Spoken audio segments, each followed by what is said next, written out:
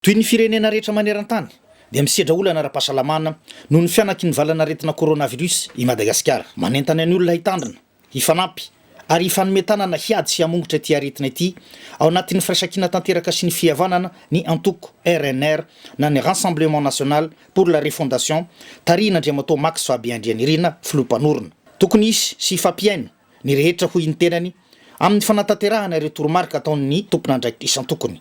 Izao ihany koa ny fotoana hifampiresahana eo amin'ny samy malagasy ao anatin'ny fanajana tanteraka ny sata republikanina. Matsoavo ampametiny-tena lehibe, ampitiavana lehibe mba handray andraikitra haingana dia haingana tsy asiana antakandro intsony isika malagasy rehetra ao anatin'ny nosy na ireo malagasy any ampitan-dranomasy hoe ndaotsika hanavao ny fototra iorenan'ny republika Madagasikara satria vaky tesaky izy io, marary izy io, mila arenina izy io, mila avaozina izy io.